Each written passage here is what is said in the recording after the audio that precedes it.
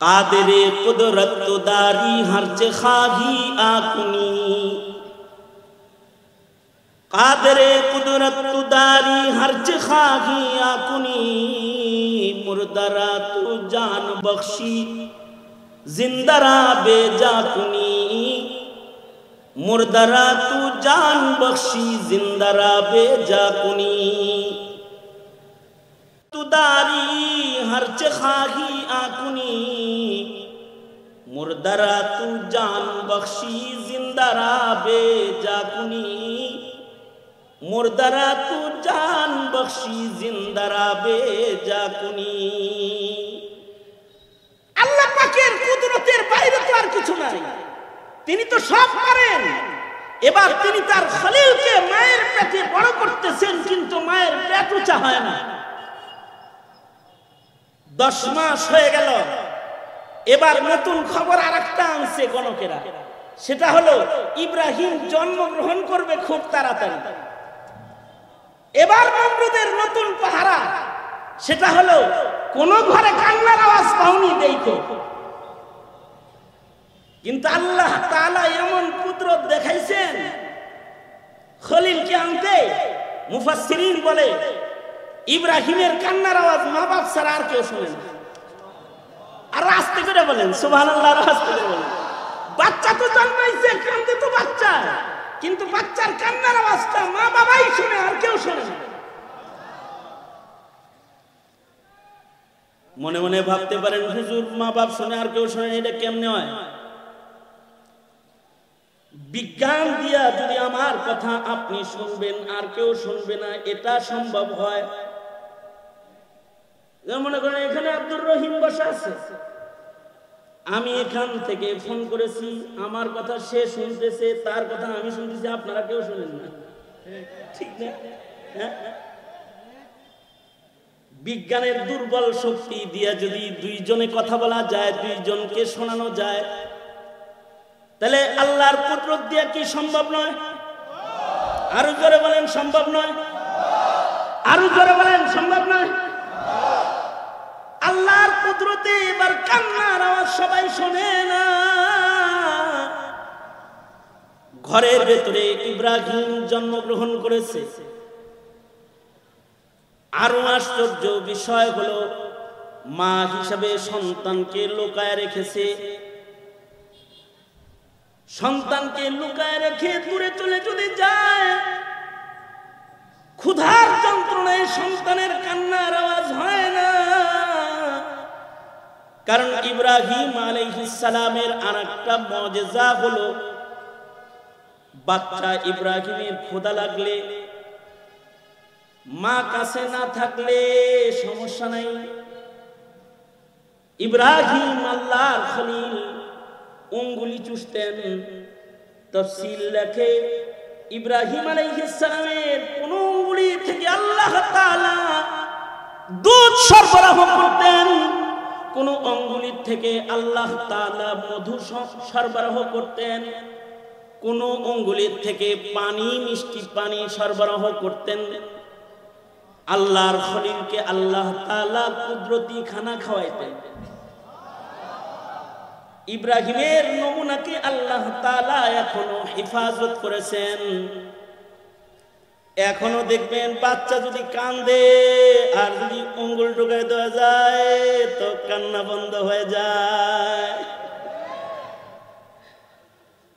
বাচ্চারা বৃদ্ধাঙ্গুলি চুষতেছে আর মনে হইতেছে না যে মায়ের স্তন চুষতেছে, কান্না বান্না বন্ধ হয়ে গেছে। ইব্রাহিম আলাইহিস সালাতু ওয়াস সালামের আরো মুজিজা আল্লাহ পাকের কুদরত। কারণ জালেমের জুলুম তো আল্লাহ পাকের কুদরতের চাইতে বড় না, আল্লাহর কুদরতের চাইতে বড় না। ইব্রাহিম আলাইহিস সালাতু ওয়াস সালামকে আল্লাহ তাআলা সাধারণ বাচ্চা 1 মাসে যতটুকুন বড় হয়, ইব্রাহিমকে আল্লাহ তাআলা একদিনে অতটুকুন বড় করতেন। কয়েক মাস যাইতে যাইতে 2 বছরের বাচ্চার সাথে মিশে খেলে, বুঝাও যায় না যে কে কখন জন্মগ্রহণ করছে। খলিল এসে পড়েছে, আল্লাহ তাআলা তার খলিলকে পাঠিয়ে দিয়েছেন। খলিলুল্লাহর আগমন যেই পরিবেশে হয়েছে, সেই পরিবেশের চাইতে ভয়ঙ্কর পরিবেশ এখনকার পরিবেশ না আমার বন্ধুরা, মনে রাখবে তুমি। এখনকার যেই পরিবেশ, এই পরিবেশের চাইতেও অনেক বেশি ভয়ঙ্কর পরিবেশ ছিল খলিলুল্লাহর ওই জন্মের সময়ের পরিবেশ।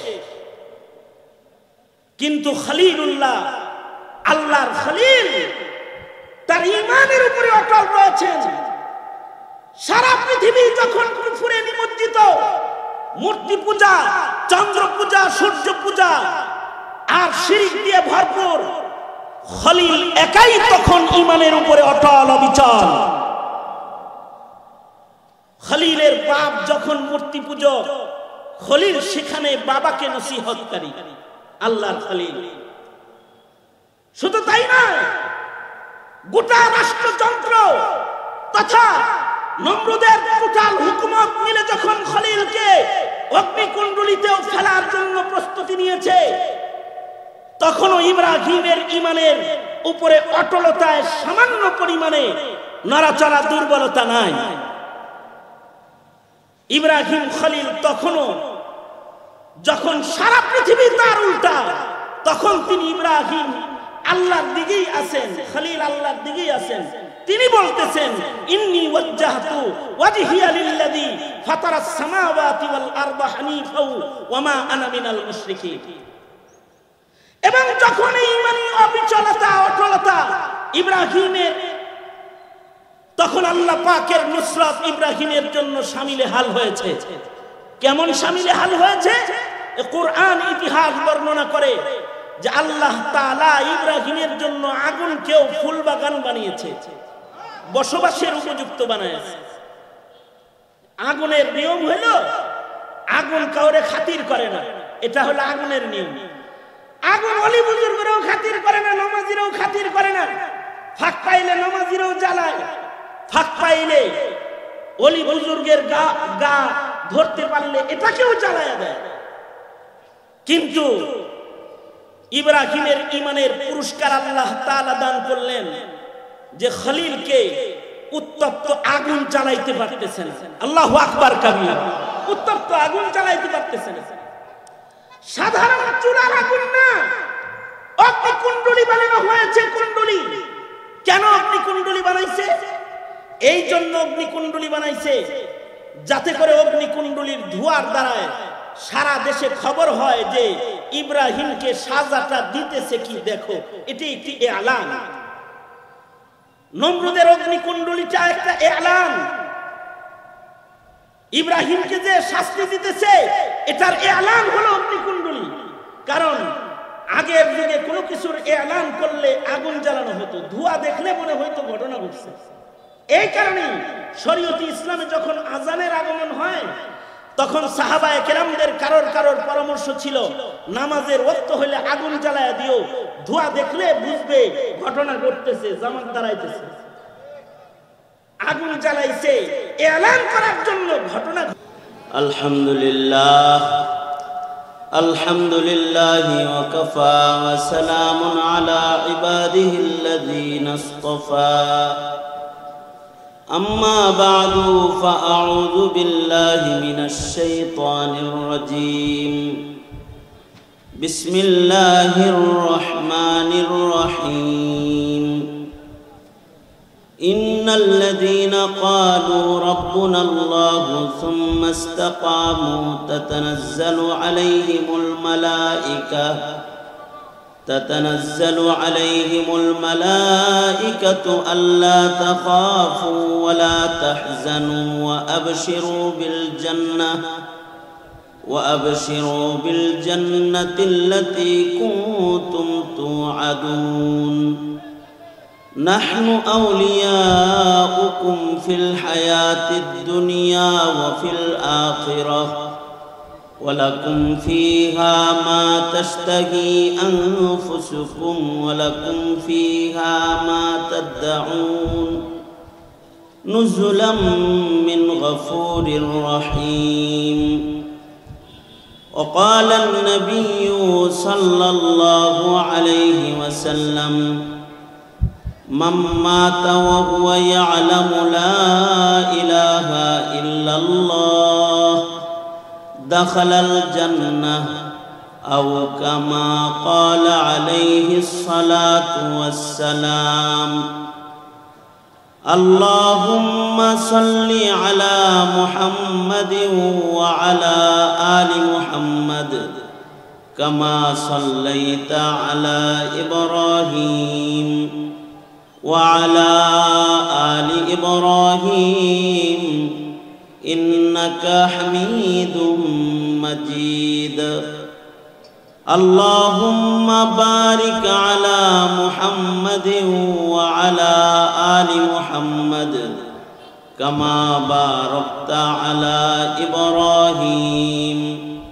وعلى آل إبراهيم إنك حميد مجيد الحمد لله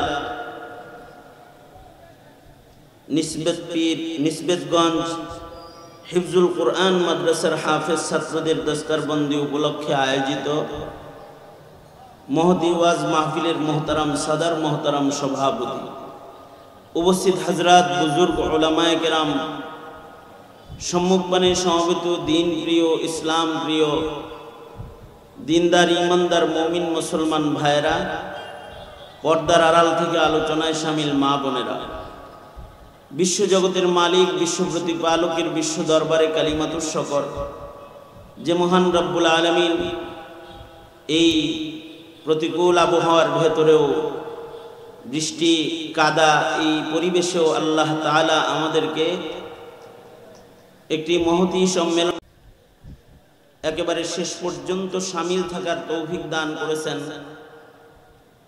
এজন্য কালিমাতুশ শুকর পড়ি শুকরিয়া আদায় করি জবান খুলে ভক্তি ভরে মহব্বতে বলি আলহামদুলিল্লাহ বিকাল থেকে শুরু করে যোগ্য বুজুর্গ হযরত মুফাসসিরিন মুহাক্কিকিন উলামায়ে কেরাম আপনাদের সামনে গুরুত্বপূর্ণ নসিহত পেশ করেছেন মধ্যরাত হয়ে গেছে বয়োবৃদ্ধ মুরব্বী হযরতগণ মজলিসে এখনো উপস্থিত রয়েছেন বিশেষভাবে জুম্মাপাড়া জামিয়ার সম্মানিত মুহতামিম ও নায়েবে মুহতামিম দুইজন বয়োবৃদ্ধ বুজুর্গ স্টেজে উপস্থিত রয়েছে এবং এটাই মাহফিলের একেবারে শেষ ভাগ মূল কার্যক্রম যেটা ছাত্রদের পাগড়ি প্রদান যে আমলটাকে উদ্দেশ্য করে আজকের এই মহতী মাহফিল সেটিও সম্পন্ন হয়েছে একেবারে সবার শেষে আমি কিছু বলার ইরাদায় আপনাদের সামনে বসে গেছি বরকতের নিয়তে আয়াত ও হাদিস আপনাদের সামনে পেশ করেছি একেবারে লম্বা না করে খুবই সংক্ষেপে দুই চারটি কথা আপনাদের সামনে বলবার ইরাদা রাখি আল্লাহ তাআলা কিছু উপকারী কথা আপনাদের কানে পৌঁছে দেওয়ার তৌফিক দান করেন আপনারা দোয়া করুন বলুন আমিন গোটা মুসলিম বিশ্বের এক ভয়ঙ্কর অবস্থা এখন চলছে যে মুসলমানদের ঈমানের উপরে অটল থাকা ঈমানের উপরে মৃত্যুবরণ করা ঈমানের উপরে মুসলমানের দুনিয়া থেকে বিদায় গ্রহণ করা এটি এখন সহজ নয় অনেক কঠিন সারা দুনিয়াতে মুসলমানদেরকে এমন এক পরীক্ষার মুখোমুখি সারা দুনিয়ার মুসলমানেরা যে যারা জন্মসূত্রে মুসলমান হিসেবে জন্মগ্রহণ করেও তারা তাদের ঈমানের উপরে অটল অবিচল থাকা এখন এক কঠিন পরিবেশ কায়েম হয়েছে কারণ ঈমান সম্পর্কে বোঝার জন্য যতটুকু ইলম দরকার অথবা ইসলাম মানার জন্য যতটুকু জ্ঞান দরকার ধীরে ধীরে চক্রান্তের মাধ্যমে তার থেকে মুসলমানদেরকে দূরে সরানো হয়েছে এছাড়াও ইসলাম ও ঈমানের উপরে চলনেওয়ালাদের উপরে চতুর্মুখী মুসিবত এখন শামিলে হাল এখন টুপি পরলে তাকে জঙ্গি বলা হয় আপনারা জেনে থাকবেন এই 2-4 দিন আগের ঘটনা নিরীহ কিছু মাদ্রাসার ছাত্রকেও জঙ্গির তকমা লাগায় গ্রেফতার করা হয়েছে এই যে একটা সময় যে যারা দিনদার তাদের উপরে পরিকল্পিতভাবে বিভিন্ন ধরনের মুসিবত দুশমনের পক্ষ থেকে মুসলমানের উপরে ইমতিহান হিসেবে চলে আসতেছে, এমন সময়ে একজন মুসলমানের ঈমানের উপরে অটল থাকা এটাই তো অনেক কঠিন কাজ। ঈমানের উপরে অটলতা, ঈমানের উপরে অবিচল থাকা, এইটার তালিম দেওয়ার জন্য আল্লাহ তাআলা যুগে যুগে মুমিনদের ঈমানের কঠিন ইতিহাসকে কোরআনে হাকিমে আল্লাহ তাআলা তুলে ধরেছেন। যেমন এখন যে সকল জালিম আছে, যেই জুলুমগুলো এখন মুসলমানদের উপরে আছে, এর চেয়েতেও ভয়ঙ্কর জুলুম এক সময় মুমিনের উপরে ছিল। ইতিহাসের পাতায় বড় বড় জালিমের আগমন ঘটেছে, যারা মুমিনদের উপরে অত্যাচার করেছে, জুলুম করেছে। উদাহরণ হিসেবে পৃথিবীর মাটিতে ভয়ঙ্কর প্রথম জালিম এবং ভয়ঙ্কর জালিম যারা আগমন করেছে, এখন তো আমাদের সামনে এমন কোন জালিমকে আমরা চিনি না যেই জালিম নিজে খোদা দাবি করেছে। এমন কাউকে চিনেন? আমি চিনি না। যে নিজেকে নিজে খোদা দাবি করেছে এমন কোন জালিমকে এখন চিনি না। কিন্তু কোরআন বলে এমন কিছু জালিমের কথা, যেই জালিমরা জুলুম তো করেছে, শেষ পর্যন্ত তারা রবের উপরে জুলুম করে নিজেরা নিজে খোদাও দাবি করেছে। ইতিহাসের পাতায় ওই সকল নিকৃষ্ট জালিমদের মধ্যে প্রথম খোদা দাবিদার জালিম হলো নমরুদ, যে এই পৃথিবীতে প্রথম খোদা দাবি করেছিল। মানুষ হয়ে নিজে খোদা দাবি করেছে, আরো খোদা দাবি করেছে, ফিরআউন খোদা দাবি করেছে। সে আনা রাব্বুকুমুল আ'লা নিজেকে বড় খোদা হিসেবে পেশ করেছে, দাবি করেছে। নমরুদ খোদা দাবি করেছে। খোদা দাবি করার জুলুম, এত বড় জুলুম সে করেছে। মানুষের উপরে সাধারণ জুলুম না, অসাধারণ জুলুম করেছে। এমন জুলম সে করেছে যে জুলমের কল্পনা পৃথিবীতে আগে কেউ করে নাই। কারণ একটা সময় ছিল যখন সাধক জিন এবং গণকদের কথাকে বিশ্বাস করা হতো। কারণ কি? কারণ হলো আসমানের দরওয়াজা খোলা ছিল, জিনেরা উপরে যেতে পারত। এখন তো আসমানের দরজা বন্ধ, জিনেরা উপরে যেতে পারে না। কিন্তু একটা সময় আকাশের দরওয়াজা খোলা ছিল, জিনেরা আকাশেও যেতে পারত। ফেরেশতাদের কথোপকথন শুনে এসে এটা সাধকদের কাছে তারা সাপ্লাই দিত, অর্থাৎ আসমানের গোপন রাজকে তারা চুরি করে জমিনে সাপ্লাই দিত। এ কারণে পৃথিবীর বড় বড় জালেমরা গণকদের কথায় খুব বিশ্বাস করত। যেমন নমরুদ, তার কাছে গণকরা এসে বলল, জানো আসমানে আলোচনা হয়েছে তোমার জুলুম আর অত্যাচারের এই মসনদকে তছনছ করতে ইব্রাহিম খলিলের আগমন হইতেছে, খলিলুল্লাহ আসতেছে। খলিলুল্লাহ আসলে তোমার এই জুলমের প্রাসাদ থাকবে না, এটা তছনছ হবে, অপেক্ষা করো, খলিলুল্লাহ আগমন করতেছে। কারা বলল? সাধকেরা বলল, যারা জিন সাধক তারা বলল। আগের যুগে গণকদের কথাকে বিশ্বাস করত মানুষ, এমনকি নবীর যুগ পর্যন্ত গণকদের কথাকে যথেষ্ট পরিমাণে বিশ্বাস করত। যেমন হযরত হিন্দা রাদিয়াল্লাহু আনহা, ওনার প্রথম একটি বিবাহ হয়েছিল। হাদিসে আছে যে ওনার এই বিবাহের পরে ওনার স্বামী ওনার উপরে জিনার তহমত দিয়েছিল, প্রথম স্বামী। অর্থাৎ হযরত হিন্দা উনি ঘরে ঘুমাইতেছেন আর স্বামী বাইরে গেছে, এদিক দিয়ে পথিক হযরত হিন্দার বাড়ির সামনে দিয়ে যায় পিপাসা নিবারণের জন্য, পানি পানের জন্য হিন্দার বাড়িতে প্রবেশ করেছে। সে যায় দেখে হযরত হিন্দা ঘুমায়, ঘরে একটা নারী ঘুমায়। এটা দেখে পথিক বের হয়ে চলে গেছে। ঠিক যখন পথিক বের হয়ে চলে যাইতেছে, তো হযরত হিন্দার প্রথম স্বামী তখন ঘরের ভেতরে ঢুকছে, দেখে যে এক পুরুষ বাইর হয় বাড়ি থেকে। বাস তার মনে সন্দেহ যে পুরুষ যেহেতু ঘর থেকে বের হইতেছে, তাইলে মনে হয় হিন্দা এই পুরুষকে ডেকে এনে জিনা ব্যভিচার করেছে, নিজের বিবির উপরে নিজে স্বামী হয়ে তোহমত লাগাইছে।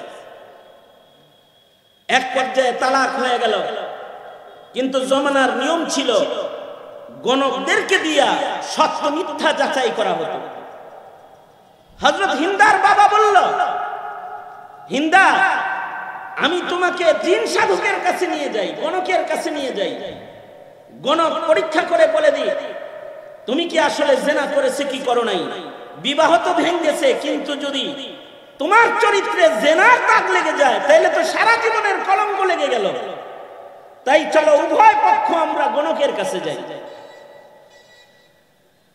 এই জায়গা থেকে একটা বিষয় আর একটা বিষয় বোঝা যায়, সেটা হলো এই, আগের যুগের কাফেরদেরও চরিত্র ভালো ছিল, যে কাফেররাও জেনাবে বিচার করত না। মুশরিক কিন্তু তারা জেনাবে বিচার করত না, এবং মুশরিক কিন্তু তারা অন্যায় পাপাচারের সাথে লিপ্ত হয়ে যেত না, যেটাকে এখন পাপ হিসাবে মনেই করা হয় না। এখন তো পৃথিবীর মানচিত্রে মুসলমানদের অবস্থা এমন, জেনা ব্যভিচার অথবা বিবাহের পূর্বে বাচ্চা প্রসব করা, এটাও একটা যেন কালচারে পরিণত হয়েছে, বিয়ের আগে বাচ্চা। কিন্তু আগের যুগের কাফের মুশরিক যারা, তারাও জেনা ব্যভিচার করত না। হযরত হিন্দার বাবা এবং হযরত হিন্দার স্বামীর পক্ষ উভয়ে গণকের কাছে গেল, যা বলল, বলো তো আমার মেয়ে কি জেনা করেছে কিনা। না, জেনা করে নাই। আপনার মেয়ে পুত পবিত্র। এরপরে স্বামী বলল, গণক যেহেতু তোমাকে পুত পবিত্র বলেছে, তাই আমি তোমাকে আবার বিয়ে করতে চাই। হযরত হিন্দার আত্মমর্যাদা বোধ এত মজবুত ছিল যে উনি বললেন যে যেই স্বামী নিজের বিবির উপরে জেনার তোহমত লাগাইতে পারে, অমন স্বামীর ঘর আমি করি না।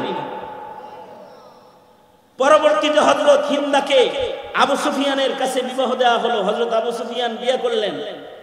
দেখেন, এই হিন্দার পেট থেকেই কিন্তু জন্মগ্রহণ করলো হযরত আমির মুআবিয়া রাদিয়াল্লাহু আনহুর মতো কাতিবে ওহী খলিফাতুল মুসলিমিন। মুসলিম জাহানের খলিফার জন্ম হলো এই হিন্দার পেট থেকে।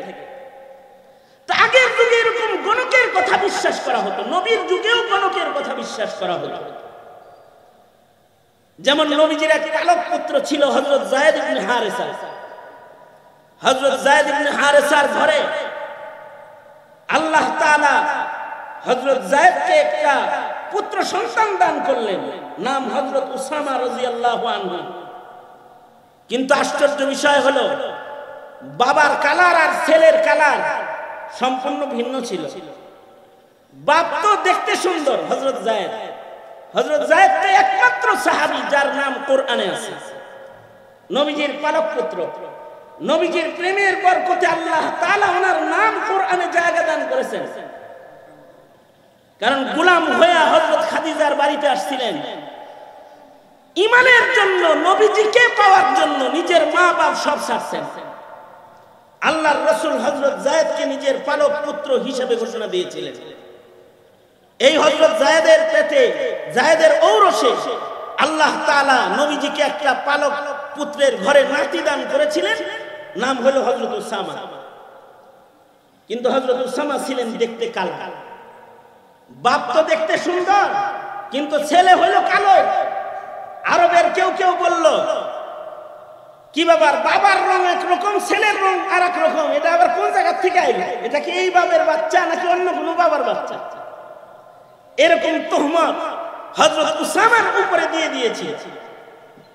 কিন্তু হযরত উসামা আর হযরত উসামার বাবা যায়েদ একদিন এক জায়গায় বাপ বেটা ঘুমায় রইছেন, এক চাদর গায়ে।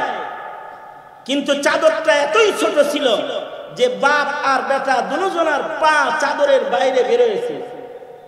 বাবার পা সাদা ধবধবে, কিন্তু ছেলের পা কালো। এই পথ দিয়ে একজন গণক যায়। এই গণক এই দুই বাপ বেটার পা দেখে বলে, এখানে যারা শুয়ে আছে এরা দুইজন বাপ বেটা। আরবের মূর্খেরা এতই মূর্খ যে গণকের কথা বিশ্বাস করে তখন তারা হযরত যায়েদের সন্তানকে সুন্দরভাবে স্বীকৃতি প্রদান করেছিল। একটা সময় গেছে গণকের কথা বিশ্বাস করা হতো। গণকের কথা বিশ্বাস করার কারণও আছে যে আকাশের দরজা খোলা ছিল, জিনেরা এসে খবর দিত। তো নমরুদের কাছে জিন সাধকরা এসে বলল ইব্রাহিম আসতেছে, কিন্তু কেমনে আসমান থেকে ডাইরেক্ট নামবো নি? না, কোনো মানুষের পেটেই হইল। আমি থাকতে কোনো বাচ্চা হইতেছে না। তাই কি করবা? নমরুদের জুলমের স্টাইল শুরু হয়ে গেল। জুলুম কি? জুলুম হলো স্বামী স্ত্রী দুইজন একসাথে থাকতে পারবে না। পুরুষরা আজ থেকে আলাদা ঘুমাবা, মহিলারা আলাদা ঘুমাবা। কোন সাধারণ এলাকায় না, তৎকালীন সারা দুনিয়ার জন্য এই নোটিশ জারি। কারণ নমরুদকে সারা দুনিয়ার বাদশাহী আল্লাহ তাআলা দান করেছিলেন। এই পৃথিবীতে চারজনকে সারা পৃথিবীর রাজত্ব আল্লাহ দান করেছেন। দুইজন কাফের, দুইজন মুমিন। মুমিন দুইজনের ভেতরে একজন হযরত সুলাইমান যুলকারনাইন, দ্বিতীয় জন। মুশরিকদের ভেতরে দুইজনকে সারা পৃথিবীর রাজত্ব আল্লাহ দিয়েছিলেন। এর ভেতরে একজন হলো নমরুদ আর একজন বুখতানাসার। তাইলে নমরুদের এই নোটিশটা জারি হয়েছে সারা পৃথিবীতে। সারা পৃথিবীতে তার রাজত্ব যেখানে আছে সেখানে নোটিশ জারি হয়েছে যে নারী পুরুষ আর একসাথে ঘুমাইতে পারবে না। আজব বিষয় হলো তার এই অন্যায় জুলুমকে বাস্তবায়ন করার জন্য বাংলাদেশে যেমন বাহিনী প্রধানকে নিয়ন্ত্রক হিসেবে দেয়া হয় বিভিন্ন কিছু সামাল দিতে, দেয় না? হ্যাঁ, ওই রকম একজন বাহিনী প্রধান হিসেবে ইব্রাহিম আলাইহিস সালাতু ওয়াস সালামের বাপ আজরকে নমরুদ দায়িত্ব প্রদান করলো। খেয়াল রাখো স্বামী স্ত্রী যেন একসাথে না থাকে। আজর আমানতদারির সাথে এই জুলুম করা শুরু করলো। এখনকার পুলিশরা আমানতদারির সাথে জুলুম করে আর কয় কি উপরের নির্দেশ। কার নির্দেশ? আজরকে যদি জিজ্ঞেস করতো এই আমরা বৈধ স্বামী স্ত্রী একসাথে থাকবো, তোর মাথা ব্যথা কেন? উপরের নির্দেশ। এখনো নিরীহ মানুষদেরকে হয়রানি করা হয়। আর যদি বলা হয় আপনাদের কাছে সব রিপোর্ট আছে, একজন আলেমকে এমন ভাবে কেন রিমান্ডে আনলেন? হুজুর উপরের নির্দেশ, এজন্য আনছি, চা খান চলে যান। কিন্তু নাটকটা সাজাইতে হবে আমার, কারণ উপরের নির্দেশ। এখন যেমন উপরের নির্দেশে নাটক সাজানো হয় আর অবাস্তবকে বাস্তবতায় রূপান্তরিত করা হয়, নমরুদের কথায় আজরও অবাস্তব জিনিসটাকে বাস্তবে রূপান্তরিত করলো। স্বামী স্ত্রী আর একসাথে থাকতে পারে না। কিন্তু আল্লাহ রাব্বুল আলামিন খলিল পাঠাইবেন, বিবির কাছে যাওয়ার চাহিদা আজরের দিলেই আগে ঢাইলে দিলেন। সবার উপরে আইন জারি করছে ঠিক, কিন্তু নিজেই বিবির কাছে চলে গেছে গোপনে। আর আল্লাহ তাআলা জালিমের তাখত তাউস ভাঙতে আজরের ঘরে ইব্রাহিমকে আল্লাহ তাআলা পাঠায়া দিলেন। হযরত ইব্রাহিম মার পেটে চলে আসছে। এমন সময়ে গণকদের নতুন খবর সাপ্লাই নমরুদকে এসে বলে নারী পুরুষ আলাদা করে লাভ নাই, এখন সবাইরে মিলাই দেন গা, কারণ ইব্রাহিম পেটে চলে আইছে। কেমনে আইলো রে? আয়া পড়ছে, কেমনে আসছে তা জানি না, তবে আসমানে আলোচনা হয়েছে ইব্রাহিম মার পেটে আছে আপাতত। কত বড় জালেম নমরুদ! তার দ্বিতীয় আইন এটা। ঠিক আছে, স্বামী স্ত্রী এখন স্বাভাবিক ছাইরা দাও, তবে যার পেট উঁচা হবে দেখবা যে বাচ্চা পেটে আছে, মহিলাকে গলা কাটবা। কিন্তু আল্লাহ পাকের ফয়সালা খলিল পাঠাইবেন। আল্লাহ পাক তার খলিলকে মায়ের পেটে বড় করলেন ঠিক, কিন্তু মায়ের পেট উঁচা করলেন না। সুবহানাল্লাহ। আগামীকালকে বললেন খলিলুল্লাহ মার পেটে বড় হইতেছে, কিন্তু মায়ের পেট উঁচা হয় না। আল্লাহু আকবার জোরে করে বলেন। এই আল্লাহর জন্য কি সম্ভব না অসম্ভব? কি সম্ভব? জোরে বলেন কি সম্ভব? আরো জোরে বলেন কি সম্ভব আল্লাহর জন্য? সব সম্ভব। কাদেরে কুদরত দারি হরচে খাহি আকুনি কাদেরে কুদরত দারি হরচে খাহি আকুনি মুর্দারা তু জান বখশি জিন্দারা বেজাকুনি মুর্দারা তু জান বখশি জিন্দারা বেজাকুনি तुदारी हर्च खाही आकुनी मुर्दरा तू जान बख्शी जिंदरा बेजाकुनी मुर्दरा तू जान बख्शी जिंदरा बेजाकुनी আল্লাহ পাকের কুদরতের বাইরে তো আর কিছু নাই, তিনি তো সব পারেন।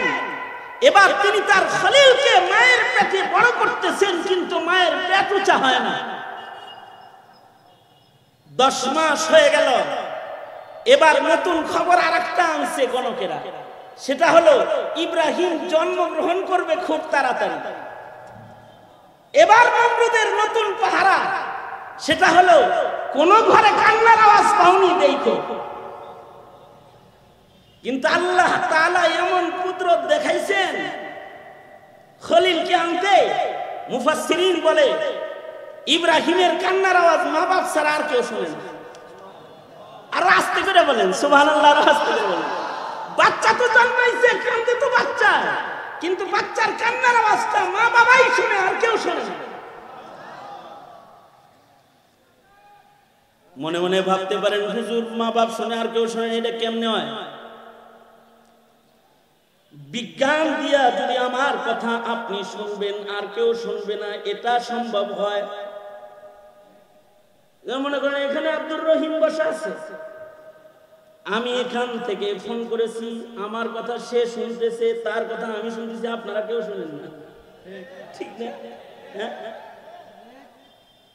বিজ্ঞানের দুর্বল শক্তি দিয়া যদি দুইজনে কথা বলা যায়, দুইজনকে শোনানো যায়, তাহলে আল্লাহর কুদরত দিয়া কি সম্ভব নয়? আরো জোরে বলেন সম্ভব নয়? আরো জোরে বলেন সম্ভব নয়? আল্লাহর কুদরতে এবার কান্নার আওয়াজ সবাই শোনে না। ঘরের ভেতরে ইব্রাহিম জন্মগ্রহণ করেছে। আরো আশ্চর্য বিষয় হলো মা হিসাবে সন্তানকে লুকায় রেখেছে। সন্তানকে লুকায় রেখে দূরে চলে যদি যায়, ক্ষুধার যন্ত্রণায় সন্তানের কান্নার আওয়াজ হয় না। কারণ ইব্রাহিম আলাইহিস সালামের আরেকটা মুজিজা হলো, বাচ্চা ইব্রাহিমের ক্ষুধা লাগলে মা কাছে না থাকলে সমস্যা নাই। ইব্রাহিম আল্লাহর খলিল উঙ্গুলি চুষতেন। তাফসীর লেখে ইব্রাহিম আলাইহিস সালামের কোন উঙ্গুলি থেকে আল্লাহ তাআলা দুধ সরবরাহ করতেন, কোন অঙ্গুলির থেকে আল্লাহ তাআলা মধু সরবরাহ করতেন, কোন অঙ্গুলির থেকে পানি, মিষ্টি পানি সরবরাহ করতেন। আল্লাহর খলিলকে আল্লাহ তাআলা কুদরতি খানা খাওয়াইতেন। ইব্রাহিমের নমুনাকে আল্লাহ তাআলা এখনো হেফাজত করেছেন। এখনো দেখবেন বাচ্চা যদি কান্দে আর যদি আঙ্গুল ঢুকাই দেওয়া যায় তো কান্না বন্ধ হয়ে যায়। বাচ্চারা বৃদ্ধাঙ্গুলি চুষতেছে আর মনে হইতেছে না যে মায়ের স্তন চুষতেছে, কান্না বান্না বন্ধ হয়ে গেছে। ইব্রাহিম আলাইহিস সালাতু ওয়াস সালামের আরো মুজিজা আল্লাহ পাকের কুদরত। কারণ জালেমের জুলুম তো আল্লাহ পাকের কুদরতের চাইতে বড় না, আল্লাহর কুদরতের চাইতে বড় না। ইব্রাহিম আলাইহিস সালাতু ওয়াস সালামকে আল্লাহ তাআলা সাধারণ বাচ্চা 1 মাসে যতটুকুন বড় হয়, ইব্রাহিমকে আল্লাহ তাআলা একদিনে অতটুকুন বড় করতে। কয়েক মাস যাইতে যাইতে 2 বছরের বাচ্চার সাথে মিশে খেলে, বুঝাও যায় না যে কে কখন জন্মগ্রহণ করছে। খলিল এসে পড়েছে, আল্লাহ তাআলা তার খলিলকে পাঠিয়ে দিয়েছেন। খলিলুল্লাহর আগমন যেই পরিবেশে হয়েছে, সেই পরিবেশের চাইতে ভয়ঙ্কর পরিবেশ এখনকার পরিবেশ না আমার বন্ধুরা, মনে রাখবে তুমি। এখনকার যেই পরিবেশ, এই পরিবেশের চাইতেও অনেক বেশি ভয়ঙ্কর পরিবেশ ছিল খলিলুল্লাহর ওই জন্মের সময়ের পরিবেশ। কিন্তু খলিলুল্লাহ, আল্লাহর খলিল, তার ঈমানের উপরে অটল রয়েছেন। সারা পৃথিবী যখন কুফরে নিমজ্জিত, মূর্তি পূজা, চন্দ্র পূজা, সূর্য পূজা আর শিরক দিয়ে ভরপুর, খলিল একাই তখন ঈমানের উপরে অটল অবিচল। খলিলের বাপ যখন মূর্তি পূজক, খলিল সেখানে বাবাকে নসিহতকারী, আল্লাহর খলিল। শুধু তাই নয়, গোটা রাষ্ট্রযন্ত্র তথা নমরুদের টোটাল হুকুমত মিলে যখন খলিলকে অগ্নিকুণ্ডলিতেও ফেলার জন্য প্রস্তুতি নিয়েছে, তখনও ইব্রাহিমের ঈমানের উপরে অটলতায় সামান্য পরিমাণে নড়াচড়া, দুর্বলতা নাই। ইব্রাহিম খলিল তখনও, যখন সারা পৃথিবী তার উল্টা, তখন তিনি ইব্রাহিম আল্লাহর দিকেই আছেন, খলিল আল্লাহর দিকেই আছেন। তিনি বলতেছেন, ইন্নী ওয়াজ্জাহতু ওয়াজহিয়া লিল্লাযী ফাতারাস সামাওয়াতি ওয়াল আরদা হানিফাও ওয়া মা আনা মিনাল মুশরিকিন। এবং যখন এই ঈমানী অবিচলতা, অটলতা ইব্রাহিমের, তখন আল্লাহ পাকের নুসরত ইব্রাহিমের জন্য শামিলে হাল হয়েছে। কেমন শামিলে হাল হয়েছে? কোরআন ইতিহাস বর্ণনা করে যে আল্লাহ তাআলা ইব্রাহিমের জন্য আগুনকেও ফুল বাগান বানিয়েছে, বসবাসের উপযুক্ত বানায়েছে। আগুনের নিয়ম হলো, আগুন কাউরে খাতির করে না, এটা হলো আগুনের নিয়ম। আগুন অলি বুজুর্গরাও খাতির করে না, নমাজিরাও খাতির করে না। ফাঁক পাইলে নমাজিরাও জ্বালায়, ফাঁক পাইলে অলি বুজুর্গের গা ধরতে পারলে এটাকেও জ্বালায়া দেয়। কিন্তু ইব্রাহিমের ঈমানের পুরস্কার আল্লাহ তাআলা দান করলেন যে খলিলকে উত্তপ্ত আগুন জ্বালাইতে পারতেছেন। আল্লাহু আকবার কাবীরা। উত্তপ্ত আগুন জ্বালাইতে পারতেছেন। সাধারণ চুলার আগুন না, অগ্নিকুণ্ডলী বানানো হয়েছে। কুণ্ডলী কেন অগ্নিকুণ্ডলী বানাইছে? এই জন্য অগ্নিকুণ্ডলী বানাইছে যাতে করে অগ্নিকুণ্ডলীর ধোঁয়ার দ্বারায় সারা দেশে খবর হয় যে ইব্রাহিমকে সাজাটা দিতেছে কি দেখো। এটি একটি এলান। নমরুদের অগ্নিকুণ্ডলীটা একটা এলান। ইব্রাহিমকে যে শাস্তি দিতেছে এটার এলান হলো অগ্নিকুণ্ডলী। কারণ আগের যুগে কোনো কিছুর এলান করলে আগুন জ্বালানো হতো, ধোঁয়া দেখলে মনে হয়তো ঘটনা ঘটছে। এই কারণে শরীয়তে ইসলামে যখন আজানের আগমন হয়, তখন সাহাবায়ে কেরামদের কারোর পরামর্শ ছিল, নামাজের ওয়াক্ত হলে আগুন জ্বালায়া দিও, ধোঁয়া দেখলে বুঝবে ঘটনা ঘটতেছে, জামাত দাঁড়াইতেছে। আগুন জ্বালাইছে এলান করার জন্য ঘটনা ঘটতেছে। ইব্রাহিম আলাইহিস সালামকে যখন চরক গাছে উঠায়া অগ্নিকুণ্ডলীতে ফেলতেছে, ইব্রাহিম আলাইহিস সালাম নজর করে তাকায় দেখে সারা দুনিয়া ইব্রাহিমের দুশমন। এমনকি জন্মদাতা পিতা আজর এবং গর্ভে ধারিণী মা ইব্রাহিমকে আগুনের মধ্যে ফেলার জন্য চরক গাছের রশি ধরে ধরে টানতেছে। তখনও ইব্রাহিম ঈমানে অটল। ক্ষুধার যন্ত্রণা ঈমান বেচনা, বেতনের জন্য ঈমান বেচনা, টাকার জন্য ইহুদির দালালি করলাম, পয়সার জন্য নাসারাদের এজেন্ট হইলা, টাকার জন্য ধর্মের বিরোধিতা শুরু করলাম, পয়সার কাছে খতমে নবুয়তকে বিক্রি করলাম, অর্থের লোভে নিজের ঈমানের জলাঞ্জলি কুরবানি দিলা। মুসলমানের ঘরে তোমার জন্ম হইছে, ডান কানে আযান হয়েছে, বাম কানে ইকামত হয়েছে, মুসলিম নামে তোমার নামকরণ হয়েছে, পয়সার জন্য আসাদ নূরের দলে যোগ দিলাম, বিদেশের ভিসা পাওয়ার জন্য নাস্তিক মুরতাদের দলের সদস্য হই না,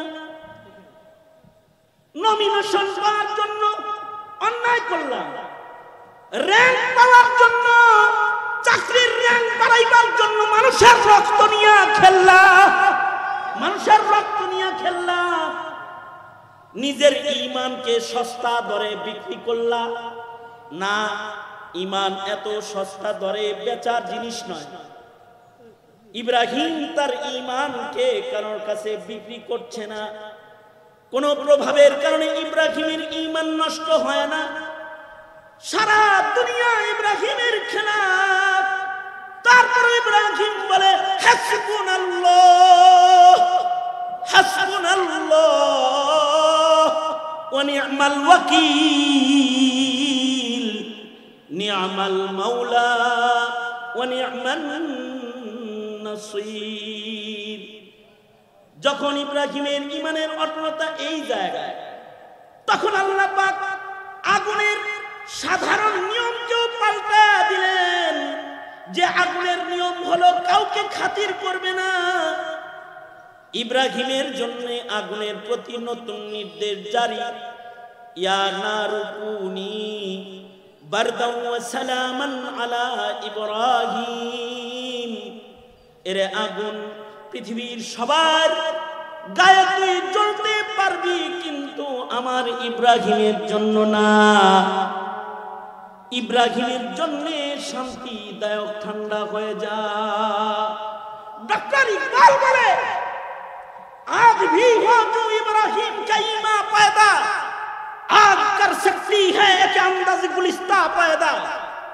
इकबाल बोले ইমানের এই মারহালায় যদি কোন মুমিন তাকে ইব্রাহিমের সন্তানের পূর্ণ পরিচয় দিয়ে ইমানের দস্তরখানে যদি সে দাঁড়িয়ে যেতে পারে, তাহলে মদদের দস্তরখানও আল্লাহ তাআলা ইব্রাহিমকে যেটা দিয়েছিলেন সেটা এই মুমিনকে দান করেন।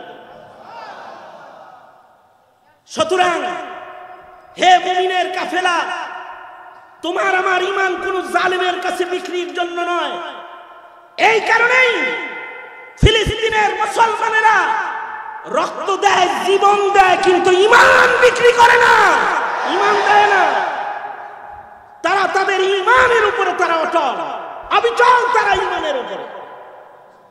সুতরাং তোমার আমার জিন্দেগিতে ঈমানের যত্ন, ঈমানের যত্ন যেটা, এটা হবে ইব্রাহিমের যত্নের মতন যত্ন।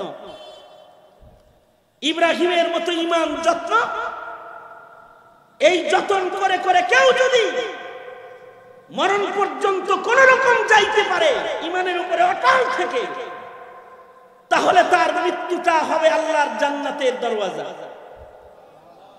এ কারণে জালিমের কাছে ঈমান বিক্রি করা যাবে না।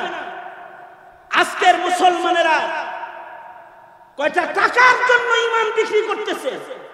যান বর্ডার এরিয়াগুলোতে চলে যান, যায় দেখবেন মাসে 5 কেজি চাল আর কিছু ডালের জন্য মুসলিম ঘরের সন্তান হয়ে সে আজ কাদিয়ানির খাতায় তার নাম।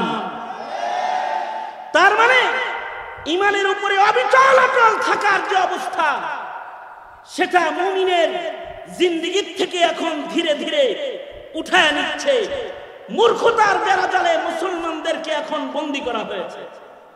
কারণ মুসলিমরা এখন বুঝতেই পারে না, বুঝে না এটা তাদের শিক্ষা ব্যবস্থা, তাদের ধর্মীয় শিক্ষা এতটাই দুর্বল যে ঈমান কিভাবে রক্ষা করতে হয়, ঈমান কি জিনিস, ঈমান কেমনে যত্ন করতে হয়, এটা তারা বুঝে না। এখন মুমিনেরা তাদের ঈমানের যত্ন না বুঝলেও তারা ইহুদি নাসারাদের কালচারের যত্ন ঠিকই বুঝে, কিন্তু ঈমানের যত্ন বুঝতেছে না। এই দেশের আলেম ওলামা যারা, এই দেশের দাওয়াত ও তাবলীগ, এই দেশের পীর মাশায়েখ, এই দেশের যারা নায়েবে নবীর কাফেলা, তাদেরকে জেলখানায় থাকতে হয়, অথবা অন্ধকার কুঠরিতে বসে থাকতে হয়, অথবা তাদেরকে জুলমের মুখোমুখি হতে হয়। তাদের অপরাধ একটাই, মনে রাখবে, তারা এদেশের চেয়ার নিয়ে টানাটানি করে না, তারা তোমাদেরকে ঈমান চিনায়া দেয়। এ কারণে ইসলামের দুশমনের গাত্র দাহ শুরু হয়ে যায়। সুতরাং আমাদের এই সময়ে যেটা আমাদের কর্তব্য সেটা হলো আমরা ঈমানের উপরে অবিচল অটল থাকব। সব মেনে নিতে পারি, কিন্তু খাতমে নবুয়ত নিয়ে টান দিবে কেউ, মেনে নেব না। কোরআনের উপরে আক্রমণ করবে, মেনে নিব না। ঠিক কিনা? আওয়াজ করে, জোরে আওয়াজ করে বলেন। কারণ আমরা জানি ঈমানের যতন করে কেউ যদি মরেও যায় সে অমর হয়ে যায়। ঈমানের যতন করে কেউ মরলে তাকে আল্লাহ তাআলা মৃত বলে না, জীবিতের খাতায় তার নাম চলে যায়। সুতরাং আমাদের জিন্দেগিতে আমাদের প্রজন্মকে ঈমানের ইস্তেকামাত, ঈমানের উপরে অটলতা শিক্ষা দিতে হবে। ইবাদতের অটলতা, ধর্মের যত্ন, দিনদারির যত্ন যেটা, এটা শিখাইতে হবে। এইটা শুধু একজন মৌলবীর কাজ নয় যে মৌলবী দায়িত্ব নিছে সারা দুনিয়ার মানুষ ঈমান শিখাইয়া দিবে। না, পিতা হিসেবে তার ঘরের প্রতিটি সন্তান পিতার জিম্মায়, পিতার দায়িত্ব তাকে ঈমানের যত্ন শিখাইতে হবে। ঈমানের যত্ন শিখাইতে কিছু কর্মসূচি পালন করুন। 1 নম্বর কর্মসূচি, মক্তবের শিক্ষাকে জোরদার করুন। কারণ কেজি স্কুল আসার পরে সকালবেলার সবাহি স্কুলগুলো শুরু হওয়ার কারণে আমাদের দেশের মুসলমানদের মক্তবের শিক্ষা জিরোর কোঠায় চলে গিয়েছে। কে আপনাদের এলাকার অবস্থা কি তা আমি জানি না, কিন্তু সকালবেলার সবাহি মক্তব যেটা, সেইটা আগে মাইকের এলান লাগতো না, এমনি মসজিদ ভরা থাকতো মুসলমানের সন্তান দিয়া। আর এখন মাইক দিয়া ডাইকা বাচ্চা ইমাম সাহেবে পায় না। কারণ ইমাম সাহেব মাইক দিয়া ডাইকা বাচ্চা পাইব কোন জায়গায়? বাচ্চা দেয়া বয়ে রয়েছে কেজি নামক পাতি স্কুলে। সকালবেলার স্কুল একটা চালু হয়েছে না ঢোলে বাড়ি, ওইখানে যে বসে আছে, ইমান শিখবে কোন জায়গা থেকে? এ কারণেই মুসলমান ঘরের 95% সন্তানের অবস্থা হলো এখন এই যে মুসলমানের ঘরের 95% সন্তান শুদ্ধ করে কালিমাটা পর্যন্ত পড়া জানে না, কালিমাও পড়া জানে না। এইটাকে নিশ্চিত করুন, নিজের সন্তানের মক্তবের শিক্ষাকে জোরদার করুন। তাকে জরুরি কিছু কোরআন শিক্ষা, এই যে ছোট ছোট মাদ্রাসা, এটা তো অনেক বড় মাদ্রাসা না, জুম্মা পাড়ার মতো বড় মাদ্রাসা নয়। এখানে এতটুকু নিশ্চয়তা অবশ্যই রয়েছে যে আপনি যদি 2টা বছর আপনার সন্তানকে এখানে একটু পড়ান, তাহলে আপনার সন্তানটা কমাস কম ইব্রাহিমের সন্তান হিসেবে ঈমানের যত্ন শিখবে। তুরি মাইরা তার ঈমান নিয়ে যেতে পারবে না, তুরি দিয়ে ঈমান নিতে পারবে না, তার ঈমান অস্ত্রের মুখেও নিতে পারবে না। কারণ যে ঈমানের যত্ন জানে সে ফাঁসির রশিতে ঝুলতে জানে, কিন্তু ঈমান ছাড়তে জানে না, ঈমান ছাড়তে জানে না, যে ঈমানের যত্ন বুঝে। তাহলে আপনারা আপনাদের সন্তানকে ঈমানের যত্ন বুঝান। যদি সন্তানকে মক্তবে পড়ায় না থাকেন, তাহলে আমাদের হিন্দুস্তানের আকাবিররা দাওয়াত ও তাবলীগ চালু করে দিয়েছেন আপনার যুবক সন্তানটার জন্য। তাকে একটা চিল্লা লাগাইয়া দেন, তারা কিছুদিনের জন্য নেককারদের জামাতের ভেতরে ঢুকায় দেন। চলতি ফিরতি মাদ্রাসায় কিছু সময় থাকলে তার ঈমান, তার আকীদা দুরস্ত হয়ে যাবে। দিনের একটা যত্ন তার বুঝে আসবে, দিনের উপরে আমল করার একটা যোগ্যতা তার চলে আসবে। আহলে দিন উলামা হযরতদের সোহবতের মাধ্যমে নিজেদের ঈমানকে তরতাজা করা। কোন মাসাদিকিন বলে আল্লাহ তাআলা আল্লাহওয়ালাদের সোহবতে গিয়ে ঈমান তাজা করার যে রাস্তা দেখাইছেন, এর দ্বারা যদি ঈমানকে তরতাজা রাখা যায় আর ঈমানের উপরে অটল হয়ে যদি মৃত্যুর দস্তরখানে চলে যাওয়া যায়, তাহলে আল্লাহ তাআলা বলেন,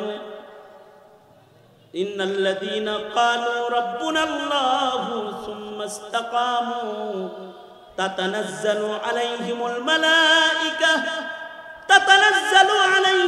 মালায়েকাতু আল্লা তাখাফু ওয়ালা তাহজানু ওয়া আবশিরু বিল জান্নাতিল্লাতী কুনতুম তুআদুন নাহনু আউলিয়াউকুম ফিল হায়াতিদ দুনিয়া ওয়া ফিল আখিরাহ ওয়া লাকুম ফীহা মা তাশতাহি আনফুসুকুম ওয়া লাকুম ফীহা মা তাদউন নুজুলাম মিন গফুরির রহিম। যদি ইমানের সাথে মরণ হয় তাহলে মরণের কালে জান্নাতের ইস্তেকবাল তাকে দেয়া হবে। ইমানের সর্বনিম্ন হালতের মরণও যদি কারোর হয়, অর্থাৎ আল্লাহর রাসূল বলেছেন মান মাতা ওয়া হুয়া ইয়ালামু লা ইলাহা ইল্লাল্লাহ। এখন অনেক মুসলমান আছে ওরা জানে না লা ইলাহা ইল্লাল্লাহ কি। ঠিক আস্তে করে কোন কামিয়া, বহু মুসলমান আছে ও জানে না লা ইলাহা ইল্লাল্লাহ, এটা ভালো করে জানে না। এই কারণে এতটুকু না জানার কারণে সে অন্য ধর্মকে ধর্ম কয়। কেউ যদি বলে ওইটাও ধর্ম, এটাও ধর্ম, এটাও ধর্ম, অর্থাৎ কেউ যদি বহুত্ববাদের স্বীকৃতি প্রদানকারী হয় মুসলমান হয়ে, তাইলে সে তো এটাই জানে না লা ইলাহা ইল্লাল্লাহ, এটা সে জানে না। যদি এতটুকু না জানা অবস্থায় তার মৃত্যু হয় তাইলে তো তার মৃত্যু হলো বেঈমান হিসাবে। আর আল্লাহর রাসূল বলেছেন যদি এতটুকু জানা অবস্থায় কারোর মৃত্যু হয় লা ইলাহা ইল্লাল্লাহ, তার হৃদয়ে এটা জানা আছে যে আল্লাহ ছাড়া আর কোনো ইলাহ নাই, তো আল্লাহর রাসূল বলেন সে জান্নাতে চলে যাবে। সুবহানাল্লাহ, আর আস্তে করে বলেন সুবহানাল্লাহ। এটা আমি ইমানের একেবারে নিম্ন জায়গাটা বললাম। এই নিম্ন জায়গায়ও আমার এই 90% মুসলমানের বহু মুসলমান নাই, এই জায়গাটাও নাই যে তারা জানে না লা ইলাহা ইল্লাল্লাহ এবং তারা জানে না মুহাম্মাদুর রাসূলুল্লাহ। মুহাম্মদ সাল্লাল্লাহু আলাইহি ওয়াসাল্লাম শেষ নবী, শেষ রাসূল, এরপরে আর কোনো নবী নাই। এই জিনিসটা তারা জানে না, বিধায়ী আজ কাদিয়ানীরা আপনাদের পঞ্চগড়ে সমাবেশ করার অধিকার চায়। এ কারণে সমাবেশ করার অধিকার চায়। আর এই অধিকার মুসলমানের ঘরের প্রশাসক হিসেবে অনুমতিও দিয়ে দেয়, তারা অনুমতিও পেয়ে যায়। হ্যাঁ, তবে ওয়াজ মাহফিলে বাধা এসে যায়, কাদিয়ানীর ইজতেমা খুলে দেওয়া হয়, এটা আন্দোলন করে থামাইতে হয়। কারণ কি? কারণ হলো যোগ্য চেয়ারে বসা থাকলেও এতটুকু জানে না লা ইলাহা ইল্লাল্লাহ মুহাম্মাদুর রাসূলুল্লাহ, এতটুকু জানে না। সুতরাং এহে মুসলিম ভাইরা, আমার প্রজন্মের সন্তানেরা, এহে আমার নায়েবে নবীর কাফেলারা, এহে তালেবানে ইলমে নবুওয়াতের সৈনিকেরা, ইসলামের পাহারাদারেরা, তোমরা কি ইমানের পাহারা দিতে প্রস্তুত আছো তো ইনশাআল্লাহ?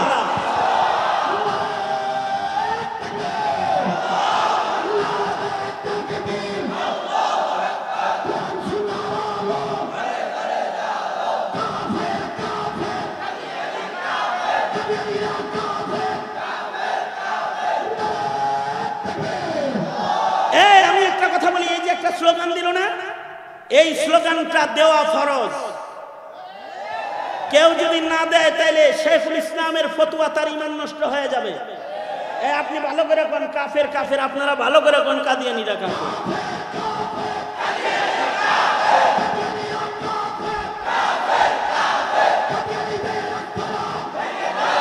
না না না না,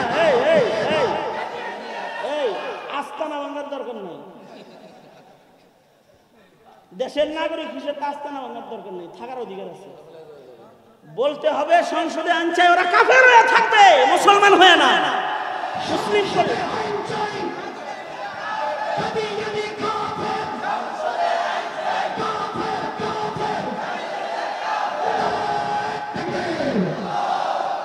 কারণ এই এতটুকু জ্ঞান যদি না থাকে তাইলে সে ঈমানে অটল থাকতে পারবে, মরণের সময় সে ঈমান নিয়ে কবরে যেতে পারবে না।